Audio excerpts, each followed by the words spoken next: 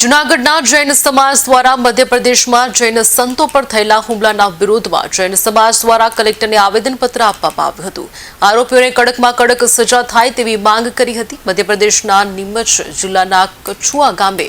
જૈન તપસ્વી સંતો પર થયેલા અમાનવીય હુમલાની તીવ્ર નિંદા કરવામાં આવી છે। આરોપીને કડક સજા મળે તે માટે ફાસ્ટ ટ્રેક કોર્ટમાં કેસ ચલાવી ન્યાય અપાવવા માંગ કરી હતી। જૈન સંઘના પ્રમુખ હિતેશ સંઘવીએ જણાવ્યું કે જૂનાગઢના અગ્રણીઓ સાથે મળી કલેક્ટરને આવેદનપત્ર પાઠવવામાં આવ્યું છે। પત્રમાં માંગ કરવામાં આવી છે કે દોષિતોને તાત્કાલિક પકડવામાં આવે, ફાસ્ટ ટ્રેક કોર્ટમાં કેસ ચલાવવામાં આવે અને કડક સજા આપવામાં આવે।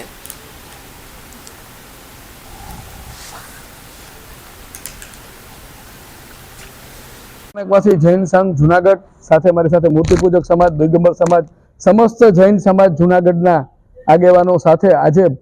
ગઈકાલે રાત્રે મધ્યપ્રદેશની અંદર જે ઘટના બની, અમારા પદયાત્રી જૈન સંતો છે કે જેઓ પોતાના જીવનમાં ઇલેક્ટ્રોનિક્સ આઇટમ વાપરતા નથી, એના કપડાં પણ સાબુથી ધોતા નથી, બરાબર, પોતે પૈસો રાખતા નથી, કોઈને કહેતા નથી પૈસો તમે વાપરો, એવા અપરિગ્રહી જે પરમાત્માની આજ્ઞા અનુસાર વિચરતા સાધુઓની ઉપર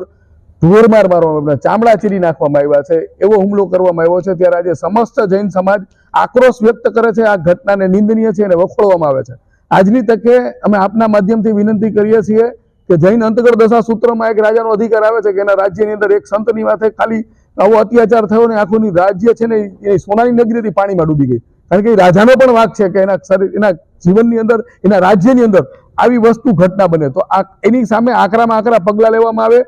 ફાસ્ટ ટ્રેક કોર્ટની અંદર એનું જજમેન્ટ લઈ અને એની અંદર એની આગળ, કારણ કે આ અમારા જૈન સંતો પોતે ફરિયાદી બન્યા નથી, કારણ કે જૈન સંત ક્યારે પરમાત્મા